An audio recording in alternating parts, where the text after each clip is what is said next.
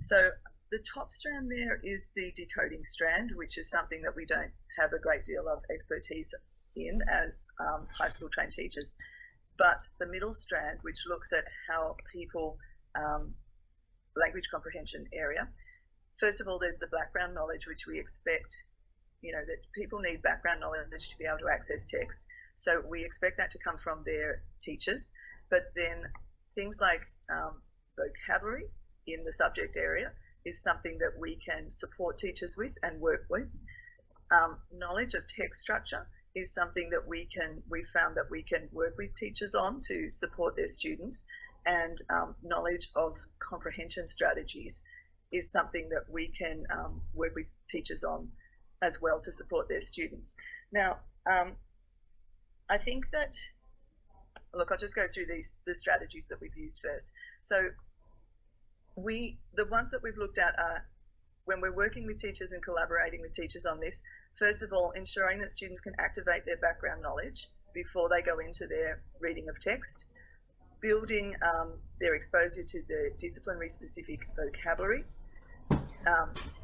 understanding the text structure of the specific text that they're going to read, because that frees up their cognitive space for understanding, what sort of comprehension strategies they're going to use for different text types, building exposure to authentic discipline-specific text, and because we didn't design this for today's presentation, but we'll try and link this across to the BSSS, the assessment rubrics to show you how that works, and then using pedagogy. So things like modelling of practice, using exemplar text, and what we were talking about in our previous session on terms, like those terms need to be unpacked in exemplar text for students in context so that they can see what it actually means. So exemplar texts are really important in the teaching space.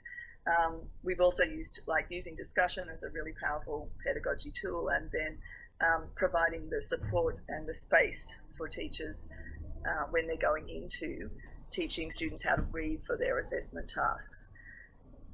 So we're going to look at scientific literacy. So before we go into this one, we all have different teaching areas. So Marie and I are more humanities teaching areas. I'm English and music, Marie is English and history, Trish is science and maths. So going into people's classrooms and guiding their students through a science paper for somebody who is English trained is kind of it is a difficult task.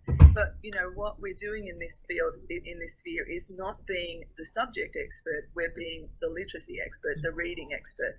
And so this is where the concept of a Waterloo text comes in, where what we build up as expert readers is we build strategies, and those strategies become automaticized skills. So often teachers who are experts in their discipline, they're reading without knowing that their skills are automatic. They don't know that they're doing these things. They don't know what they're using when they read where they're reading those texts, and then they don't usually unpack them for the students, or they may not unpack them. I guess it depends on the particular teacher. But what we're doing coming into something when we're not familiar with the subject area, and we've been asked by a teacher to teach the students a particular paper or whatever that they have, this is a Waterloo text for us. We have to reactivate the strategies that we have, our good reader strategies, to be able to understand the text. So those sort of strategies are things like asking questions, thinking about how does this connect to our background knowledge, breaking down long sentences and chunking it so that we understand. And we found that, with vocabulary, we ask the students, often with our high school students, we've asked them the question, what do you do when you come across a word that you don't know? And it's very interesting to see the answers that come back from them, because some of the students will say they skip the word, or they guess it from context. Now, those are actually, they're strategies of poor readers. They're not really strategies of good readers. Good readers, and then you'll get the one kid in the class who says, I break it down. I break the word down.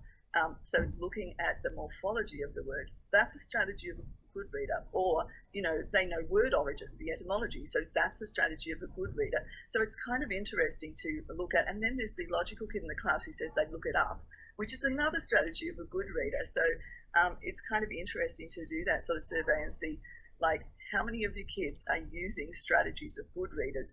And that becomes really essential in year 11 and 12 when they're reading these really dense discipline-specific texts. So, do you mind if I just interrupt briefly with a quick question? Yeah. I'm not familiar with the term Waterloo text. Do you mind just defining that really quick? Yeah, so like your Waterloo moment is the thing that challenges you. So this is just a term that's come up in the literature around this. So it's the one that, proposes challenges that force you back to think about the things that you have to do that you can't do automatically. And force you back to use the strategies that you have. So for us, we've really had to research, we've had to go back, we've had to really take things slowly to be able to do this. And that's really good to model that for the students, because they gain a lot of confidence in working out how they ask those questions, because we're actually very good at asking the questions. That's our, that's part of how we got here. So, all right, so with science, this is very quickly one of the papers that we did with biology in response to the excerpt that I showed you earlier. So poor scientific literacy is a feature of Australia. So something that we probably all need to work on. Now, once again, we are focusing on ensuring that the students have that, are activating their background knowledge, but also using their vocabulary, using their knowledge of text structure, and building their strategies for difficult text.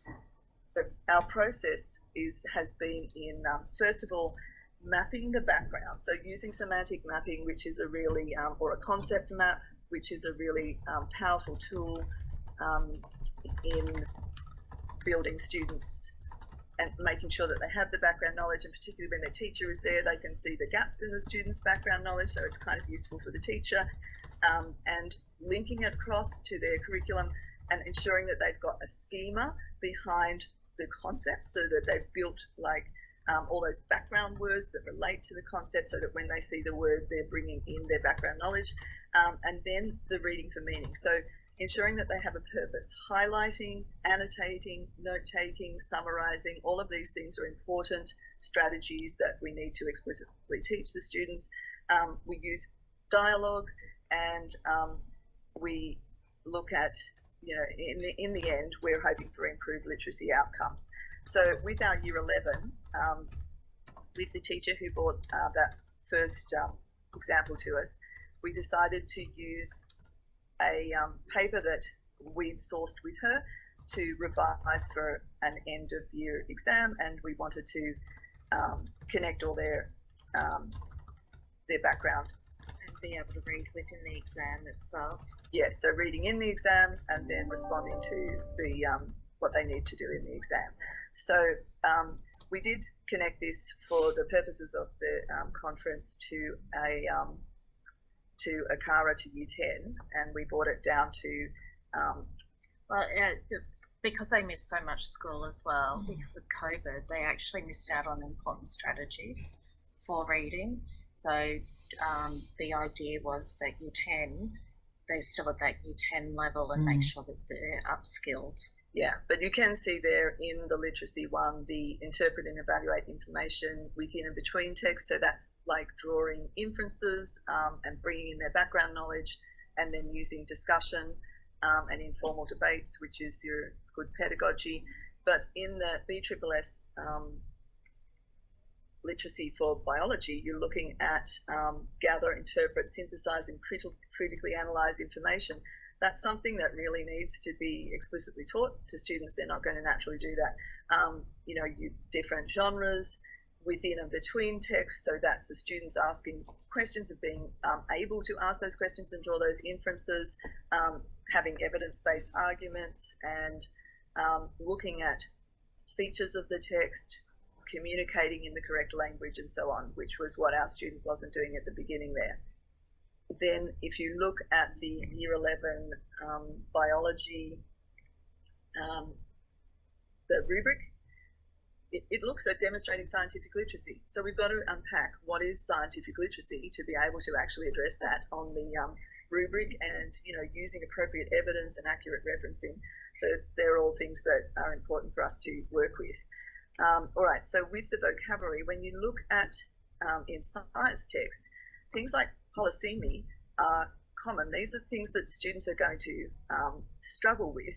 So the word organic is something that means multiple things in multiple different contexts. So students may not have an understanding of it in the context of a academic paper that they're reading it in. So keeping in mind that academic language is generally, that comes in text. It doesn't usually come in spoken language. So they have to have the access to the text, and they have to have people guiding and pulling that text apart for them to really come to terms with those things. So this is fairly common. We actually came across a term in one of the texts we were looking at when they were talking about a novel virus, and the Year 11 students were totally confused at how a novel had got into the virus. So we needed to unpack the whole concept of novel in that particular instance. Looking at the history of the word to make the connection. Yeah. So where does the word novel come from? Yeah, so that they can understand that word in different contexts. And then nominalization is, very typical of academic text and something that needs to be unpacked for students. So semantic mapping is a really good teaching technique. It allows students to draw all those connections that they need. It's a visual strategy. It builds their schema around different words. So really vital for before you go into a reading and teach them how to do a reading. They can do this themselves, when they're thinking, I'm going to start researching this, what do I understand of this topic, produce their own sort of map. And it also gives the teacher a really visual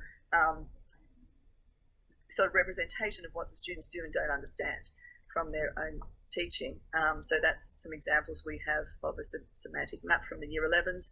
Then we have to go to our reading for meaning. So we looked at unpacking the structure of a science paper. So when you unpack the structure of a text, that relieves the student, that takes the weight off the cognitive load for the students. They know what's coming and they're not lost in it. So it's really important to unpack the sections of the text. So fairly briefly, we use a gradual release of responsibility when we're looking at this. So the I do, we do, y'all do, you do, and we are looking at in that ensuring that we are reading with a clear purpose. These are things that good readers do. Good readers annotate. Good readers, taking the notes and then organizing the notes, because the organizing is your point where they're critically thinking before the writing starts. So a science paper and lots of, technical papers have the abstract first. So we unpack with them, what does the abstract actually do? What's the purpose of an abstract? And we actually are quite honest about the fact that abstracts are very difficult to read because they are denser. The writing in the lexile density in a abstract is much higher than probably the rest of the paper. So you can see here an example of how the student we've clearly identified the purpose that we're reading this for. We've reread it slowly with a pen, highlighted the important information, circled new words, made sure they pull it up, made inferences to their knowledge, inferences within the text, annotated the main ideas, and then summarized, because that's an important tool.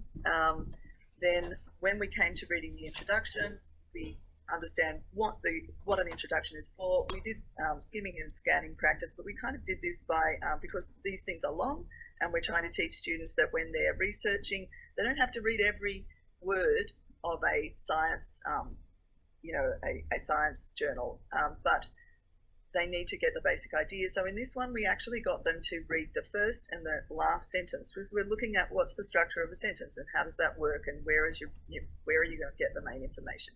And then we can go back through and read the ones that are connected most closely to their purpose. So, and then, we work through the rest of the paper, understanding what each section is important for. Now, using dialogue, this is just a good teaching tool. We should all be doing it in our classes. It allows students to make learning a community thing, which the best learning happens in communities. So there's multiple perspectives come in, and it's in science, debate is really important. So learning within a discipline in the way that it should, the debate should be happening.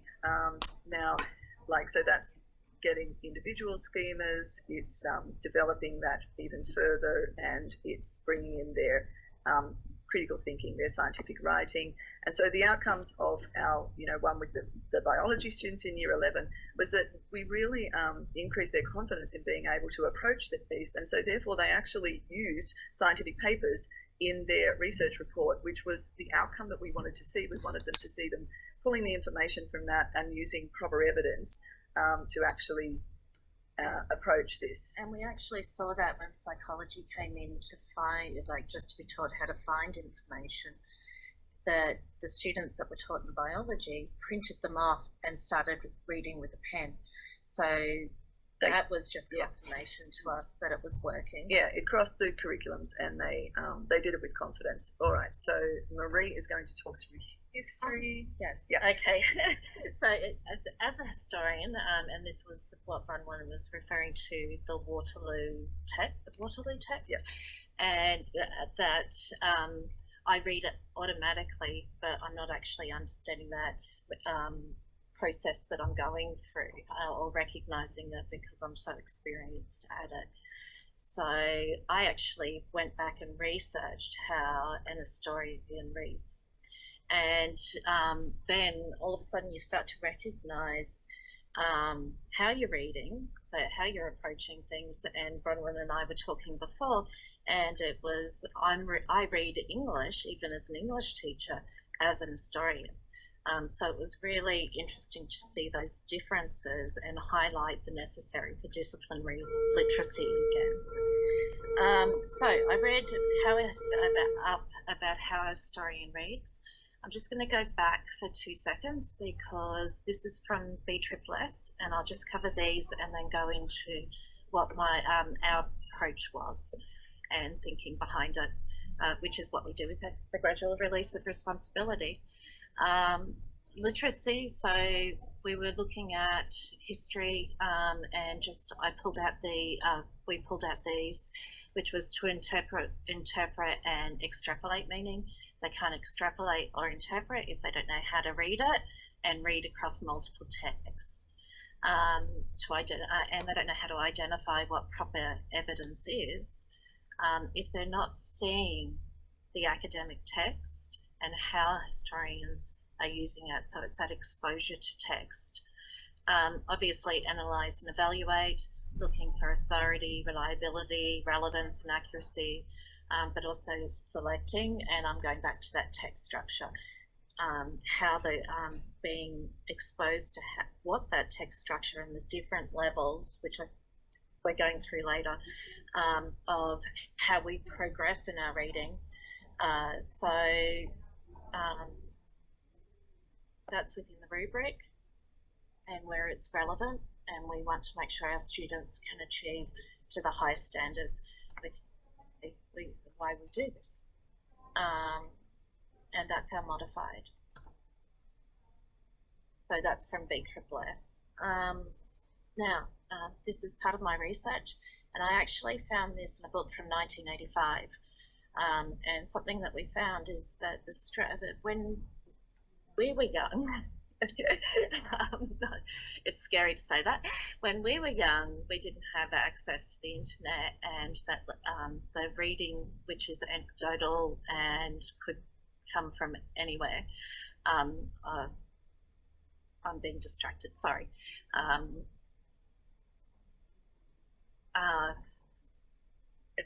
Holly's on the phone and it's distracted me. Sorry, it put me off. It's like kids are the sorry, Holly. And so what I where was I? Collaborating with the teacher. Yeah. So we were so my approach. Firstly, we talked as much as possible with the teacher. This was really last minute, and so we had the general idea, and it's about identifying what the student needs and what they need in themselves, a teaching purpose. So not to actually take them off track and meet those goals. Source the reading. Luckily, Kathleen had already sourced the reading, and then we actually. So I started to read the article, and it was an article nowadays that I would just it overloaded me cognitively from the very beginning, and that was what was going to happen to the student. So that's why I needed to go back and look at those reading strategies of the discipline. And I put a photo of the book, and I hope you can see it, but if not, I'll reference the book later for you.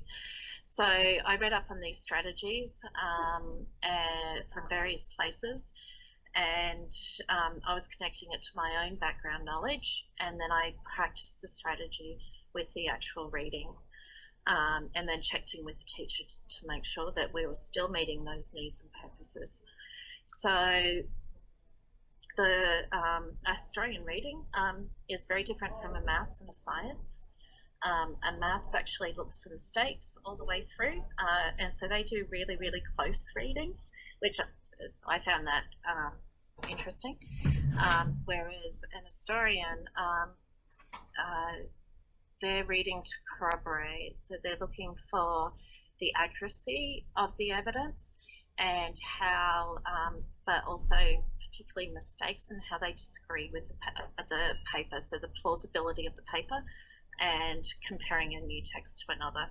I'm sorry about the mistakes here. I was doing it in a rush. So the perspectives, and they particularly look at those perspectives and interpreting and comparing and questioning the author's purpose.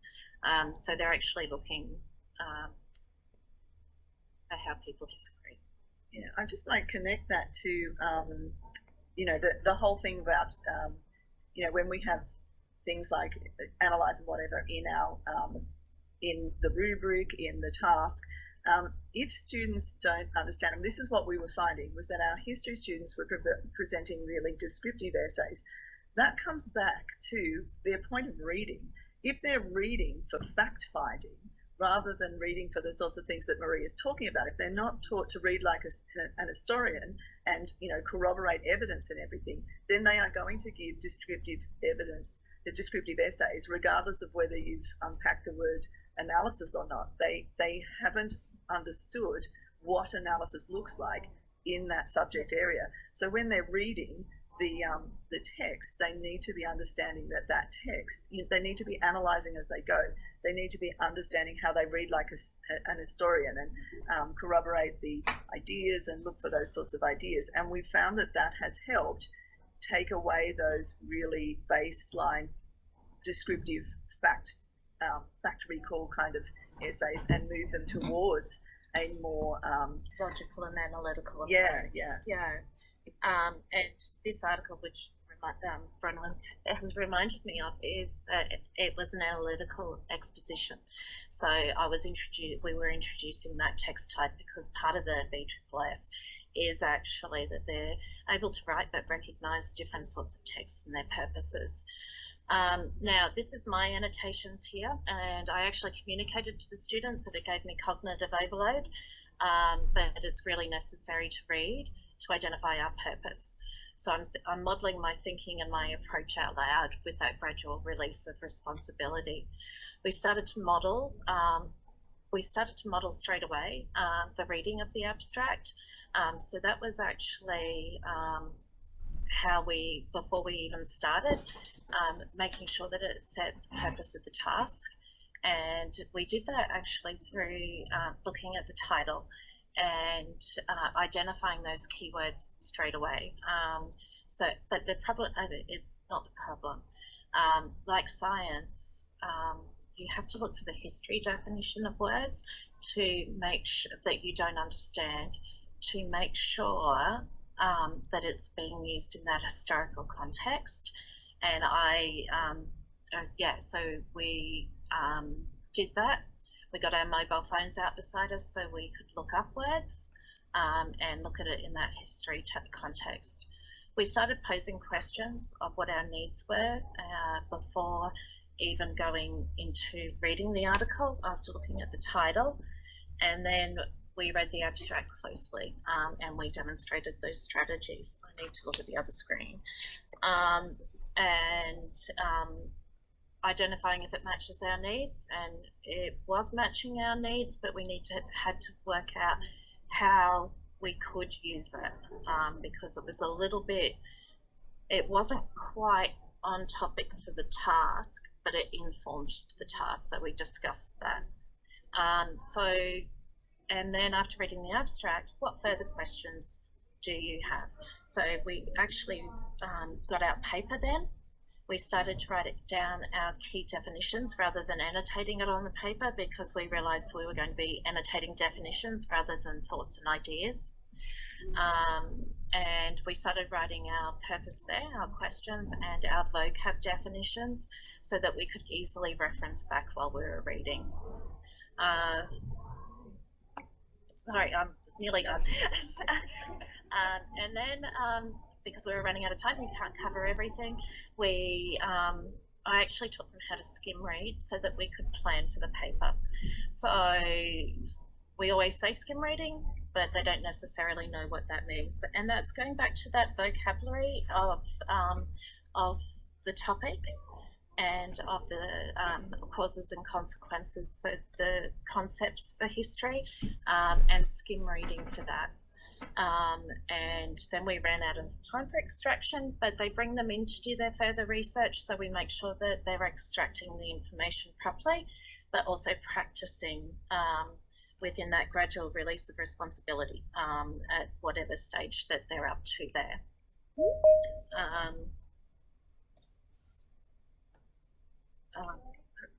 Not mine. Okay, so we're basically at this at that same area that we're focusing on, but at that college level. Okay, global studies. Yeah. We've had a lot of success with this. So we've had lots of teachers ask us to do to go through readings with students before they go into their research, and it has worked really well as a strategy. So global studies, again, it has, it's there in the BSSS, their literacy requirements, and it's within their rubrics. So our global studies teacher gave us this particular reading. Now, I guess, probably what we did with this one that, this is something that none of us had any expertise in. So again, we're expert readers, but we're not experts in the subject. So we are modelling our thinking, modelling our connections. This one was about North Korea. So as we're going through, we're saying, like, what's my background knowledge on North Korea? Does this match up? And so we're showing the students how we ask good questions about text, and how we stop and get definitions of words, and how we stop and break down really long sentences that always happen in these kind of academic texts that you can't hold in your working memory from the beginning to the end. These are the sorts of things that we need to do. We've got to ask the questions, we've got to break down those long sentences, we've got to connect to our background knowledge, we've got to make inferences, and we do it, and then we get the students. In this one, we got the students so we did one, and then we said to the students, okay, now you lead and you model your thinking, you talk through your thinking on the way, and again, that worked very well for the students. So just briefly, one thing that we did with Year 10 textiles, when they had an issue with plagiarism, which flags all of those sorts of problems around comprehension. If students don't understand something, they will copy and paste it. If their note taking is poor, they'll copy and paste. If their academic writing is poor, if their time management is poor, they will copy and paste. So here was, briefly, one of the texts that we dealt with for the textiles teacher, which was looking at man-made fibres. Now, if we look at that text, it's got a really high lexile density, and that is not something you can casually read. So we go through that process of saying, do they have enough background knowledge? And sometimes they don't need a lot of background knowledge. A little background knowledge is enough to allow them to access the text. When we're reading in a STEM subject, graphic representations and charts and data and everything, they can compare those.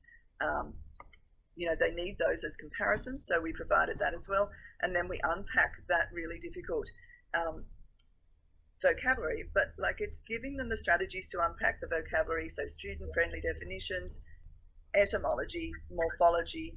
These are the tools that are gifts that go on giving for students because they know how to use them in other text. But then we also broke down, this is a description of this is a descriptive text, so we can break down for them how that looks, and graphic organizers are really good for that. So you can get them to pull out, look, this is a description, it's describing synthetic fibers, here is how it's describing the synthetic fibers, these are the processes. So they understand how that text is structured, and it makes it easier. Now our Year 10 students were able to break down the rest of that really difficult text into, because it was a descriptive text, they were able to comprehend it really easily. And we did not have, we had a real mix of students in that class, and they were all felt able to read it, and that gave great gains and way less plagiarism in their research report. And with Year 9 health, this is one thing that we've come up with recently in the organisation of their of resources, because health, like many of the STEM subjects, they want good evidence, and they weren't getting good evidence from their students. The students were writing very descriptive things or choosing random quotes and things for their assignments, and that evidence is really, really important. So we decided to do a pyramid of evidence in a very general way. We took out half the pyramid of evidence for the Year 9s. We found that this worked really well, so that they could recognise as they move up, are they actually including studies and putting in what the actual evidence from studies, rather than just a quote from a textbook to prove something that they were actually trying to prove and provide as really good evidence when they're being required in the rubric to provide evidence.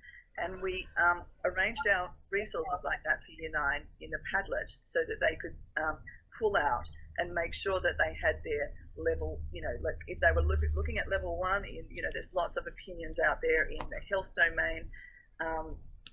Then the level 2, so the authoritative sort of encyclopedia text, but then going into the case studies and things like that, and then meta-analysis, we did simplify some of that for Year 9. So we summarized a lot of that for them, but at least they were understanding the difference between, which was hard for them to understand, the difference between a study and a quote from an encyclopedia. And there are our references, and that's it, Tracy, we're done.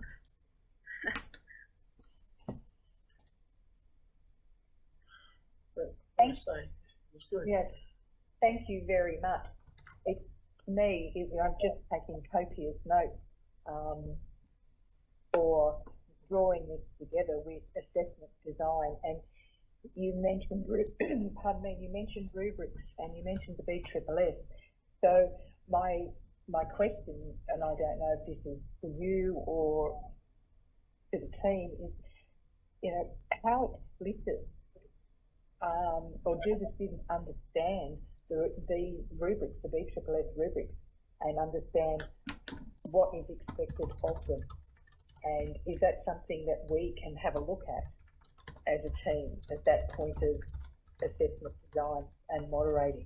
And your case that you put forward to me is really, really good. Plenty of food for thought and lessons.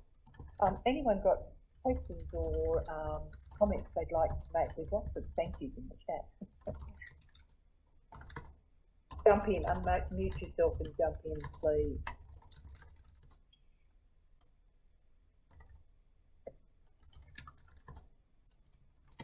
I have some. I apologize for distracting you earlier. That was unintentional, obviously. I had three questions. I feel really quite pleased to see that. Well, first of all, I just great presentation, really rich, and that's the sort of like authoritative sort of work that I feel so excited to be part of the profession when people like you do produce things like this, because it just really is excellent. I was really pleased with that you got them to print off the journal articles, and I agree that that's really probably the best way to tackle something very dense like that. So my first question is just how, I mean, nowadays we seem just allergic to the idea of printing anything off, and I do think in this case that comes at the expense of the learning. So I just was hoping you'd talk a little bit about that. The second question was, I take your point about the different meanings for certain concepts or certain words within different disciplines, and I mean, I'm sure back in the day we would have like an actual physical science dictionary or a history dictionary, and I wonder if you've come across, I haven't looked myself, but I just thought it'd be handy, if we had some online resources to meet that need. And then my third question is, how wide is the take up for this kind of collaborative work across your school? Because it seems like very highly embedded, I would assume, with the planning and obviously with the teaching. And is that true? And is it an opt-in model? Or, if you could just talk a little bit more about that. Okay. So in terms of the printing off, look, there's various bits of evidence around how working from printed text as opposed to working from digital text. I don't know how conclusive any of that is.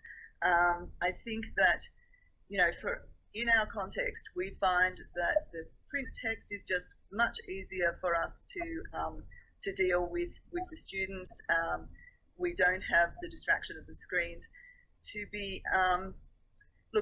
Students can annotate digitally. That is a possibility, but we find that most of our students don't have a stylus, so they can't actually write on their documents easily. It's fine for the ones who can. It's this is where the tool needs to meet the needs. And if you're going to annotate a really difficult document, such as an academic document that you need in year 11 and 12, they do need to write on it. They do need to sort of make those annotations before they make their notes, because that's a better process through. It slows down their thinking and questioning. It makes it much deeper. So, because lots of our students don't have a stylus, we tend to go for the printed off version, and particularly if we want to model it really carefully with the students, that's what we're doing in that case. And we do find that the students then, a lot of them come in and opt to print out and then physically write on it themselves. And when we did the health, we actually count the students who were working on their laptops, because they were given the option, the depth of thought and the highlighting and their note taking, more plagiarism, so the thinking wasn't happening.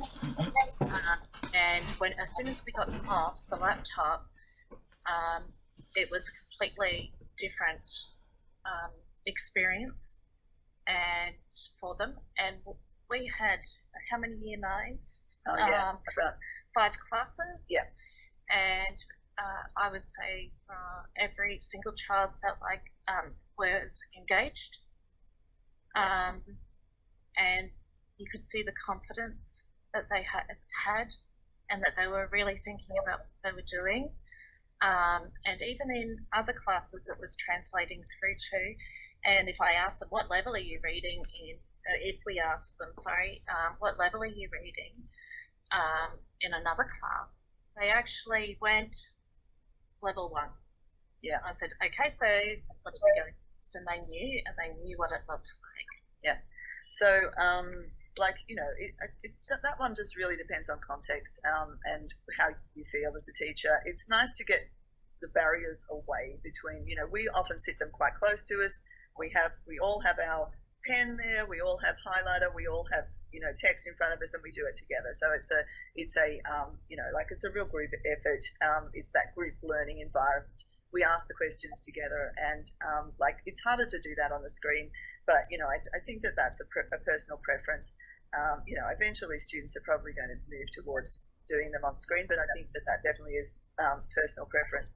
As far as vocabulary in science goes, science teaching is really the art of teaching vocabulary. I think in a lot of ways, science teachers may or may not agree with that, but a lot of the reading that we've done has shown that. We have Trish to kind of back that up for us as well. And I don't know whether, I'm pretty sure that there must be something that exists, but it would be extensive if it did. So, it's about building the vocabulary for the specific unit, because otherwise it could be incredibly overwhelming. And I guess, that's working with teachers to ensure that happens in their courses. That could certainly be developed, I think, on a department, on a biology, year 11 biology, year 12 biology sort of basis. As far as collaborative work goes and how embedded this is in our school, look, we've been working with, we've sort of been trying to solve this problem. We've been here for I've been here for 4.5 years. Trish and I and Marie has come back in. We've all been working together in the library for 4.5 years. So it's been kind of a journey of breaking down what we were seeing as the difficulties and thinking about how we could address it in a way that worked. And this is definitely working for us. And what we're having now is uptake across departments. So we started in science doing this reading with one biology class, which became the whole of the year 11 biology. And then that has now become the whole of year 10 science, because it's the science teachers recognizing the value of that, and that their students need guiding through reading, and they need far more exposure to text. And so I guess it depends on whether this is something that's driven within your department, but as I said before, often when we're an expert in a field, we're not thinking about how we break down readings. It's automatic. It's not it's not a conscious thing that we're doing. So those of us who are complete novices, we have to break it down. I was laughing before because Bronwyn and I are not scientists, and we don't read like scientists. Yeah. And there was a lot of debate on how to read science. Yeah. It was quite fun. Yeah, and certainly health, we've got it embedded across year 8 health, year 9 health, and but who engages with us is really, the relationships that have been developed. Yeah, so we don't have a whole school approach, but that's within our school. I think that if you did have a whole school approach, something like this where you are really modelling reading would be very hard. No, it'd be very useful to put in place if you actually could get it in place in your school. And Susan has a question. Oh, yeah. Look, I was just wondering, is an eventual idea is to sort of be able to step back from this? Because obviously you have to do a lot of front loading to get things moving. But is it, and I'm always mindful of how much time one has in a day to actually see all these classes and do it, and that it becomes like referencing where the kids see you walk in and they're grown. But yeah, so is the idea that you'd be able to sort of, in effect, set it up earlier in the piece and then be able to that it sort of self-runs? Does that make sense? I think what we're seeing is that teachers have said to us, that was really good, and now I've put those strategies in place in other classes, which is what we want to see. But by the same token, I think that our job is to collaborate with teachers, and if they're having difficulties getting their students to comprehend the text that they need for their research task, then that's probably one of our key roles. Yeah. And so, dropping that and saying, no, I'm going to go and catalogue my books, we don't need to do that. But dropping that and saying, I'll just weed my collection now, is probably not where our priority lies. We have to prioritise the things that we see as being the most important. And I guess in our context, yes, we do want our teachers to take on these strategies when we see them working, because strategies that have been, there's a lot of research around these things. There's a lot of research around, and it's probably, worth having a good look at what the research is around reading comprehension and how it works and the best strategies for students.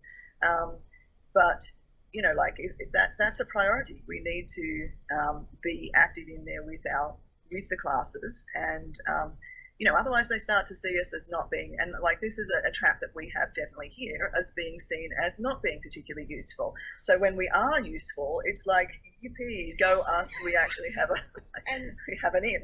Then the quality of the actual text is being asked for is a lot higher. It's up into that level 3, level 4 in the college area, rather than students finding it themselves online. Yeah, but one more thing there is that when teachers get a difference, like our psychology teachers who we helped out, they recognized that their students weren't doing it in the first assignment. They came to us for help in their second assignment. When they saw the difference in the standard of their students' work, they that is really satisfying to them. That is really pleasing to them, and so that's the kind of outcome that we want. If we have to go in there and explicitly teach it to make it happen, then that's what we'll do. So and it's modelling strategies for each other as well. So it's collaboratively teaching. And we definitely learn from them. Like, we are not the experts in the subject. When we're doing this, we're sitting at the back saying, okay, this is the question I have about this. Like, can anybody answer this question? And if the kids can't, and we're just like, look at the teacher and say, all right, I think we do need to answer this question to go on with this reading and whatever.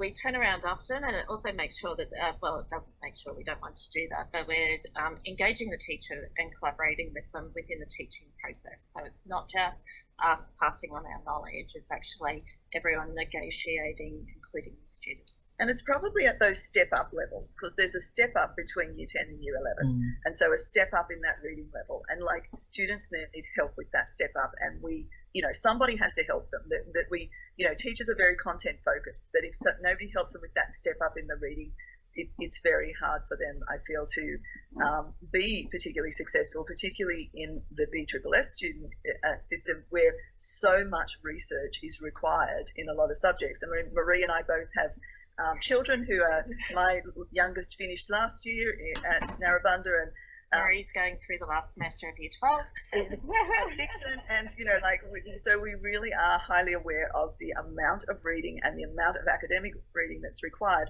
and there is that big step up. So those points of stepping up, and probably from year 8 to year 9 is another step up point. So by planning that reading, we found is that the students are able to be more selective of what they're reading, and realise that they don't need that paragraph. Or they don't need that part, they need to read this part more closely. Yeah.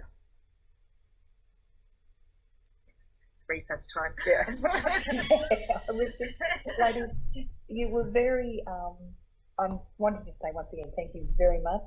And thank you very much to Holly this morning. Your presentations are really there for food for thought. Can I, once again, pop things in the chat if you've got I should have asked that at the time, and we can see what we can do. It is 5 to 11. Please, let's go and have a break till 11:30, and we'll be back for Susan's questions on resources and vocabulary and things like that. So pop these questions in the chat, go and have some morning tea, and I'll see you at 11:30.